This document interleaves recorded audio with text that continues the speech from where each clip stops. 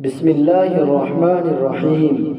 شروع اللہ کے نام سے جو بڑا مہربان نہایت رحم والا ہے۔ بھروسہ ایک شخص توڑتا ہے اور اعتبار ہر شخص سے اٹھ جاتا ہے۔ ڈرو اس وقت سے جب آپ کی اذیتوں کو سہ کر کوئی خاموشی اختیار کر لے۔ منافق جب کسی کو گرانا چاہتا ہے تو دھکا نہیں سہارا دیتا ہے۔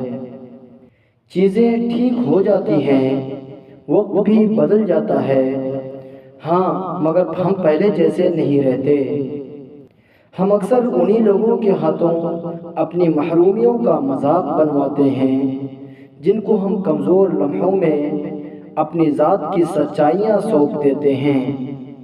ہر حقیقت فریب لگتی ہے جب کوئی اعتبار کھو بیٹھے۔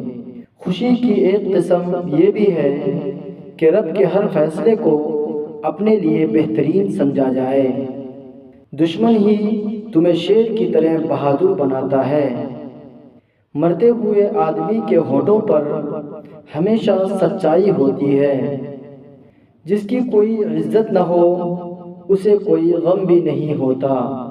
سب سے کم ظرف ہے وہ شخص جو اختلاف یا جھگڑے کے وقت اپنے احسان دہراتا ہے۔ انسان کا آدھا حسن اس کی زبان میں پوشیدہ ہے۔ خود کی تعریف نہ کریں ورنہ کوئی بھی آپ پر یقین نہیں کرے گا۔ امن ہمیشہ خوبصورت ہوتا ہے۔ عقل مندی مایوسی کے بعد آتی ہے۔ جو شخص انتقام کے طریقوں پر غور کرتا رہتا ہے اس کے زخم ہمیشہ تازہ رہتے ہیں۔ تجربے سے معلوم ہوا ہے کہ لوگ اخلاص اور دیانت کے دشمن ہیں۔ محبت میں خاری کی ایک بڑی وجہ یہ بھی ہے کہ انسان خود سے زیادہ محبوب سے مخلص ہو جاتے ہیں۔ انقلاب ہمیشہ نوجوان لاتے ہیں، لیکن جس معاشرے میں نوجوان چمچہ گیری کی راہ پر چل پڑے وہاں انقلاب نہیں غلامی راج کرتی ہے۔ خاموشی اس انسان کے لیے بہترین جواب ہے جو آپ کے الفاظ کی قدر نہیں کرتا۔ غربت دولت کے کم ہونے سے نہیں بلکہ خواہشات کے بڑھنے سے آتی ہے۔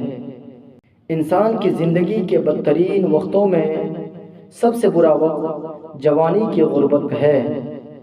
اگر آپ سے کوئی نیکی نہیں ہوتی تو آپ صرف معاف کرنا سیکھ لیں۔ کسی کے بارے میں کبھی بھی غلط گمان نہ کریں کیونکہ آپ اس کی زندگی کی الجھنوں سے واقف نہیں ہیں۔ وقت جب فیصلہ کرتا ہے تب گواہوں کی ضرورت نہیں پڑتی۔ آپ نے وہ مشہور قول نہیں سنا کہ لوگ سبھی اچھے ہوتے ہیں بس خدا برا وقت نہ لائے۔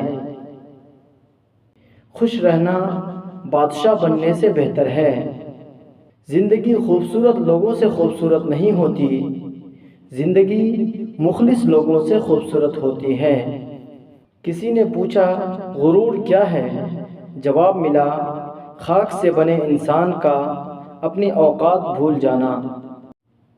زندگی آپ کو بہت خوبصورت نظر آئے گی اگر آپ زندگی کو مثبت پہلوؤں سے سوچنا، کھوئی ہوئی چیزوں سے زیادہ پائی ہوئی نعمتوں پر شکر ادا کرنا اور برے رویوں کو فراموش کر کے خوشی سے سرشار لمحوں کو محسوس کرنا شروع کر دیں۔ بہت کچھ کہنا تھا لیکن اب خدا حافظ۔ اللہ آپ کا حامی و ناصر ہو۔ السلام علیکم ورحمۃ اللہ وبرکاتہ۔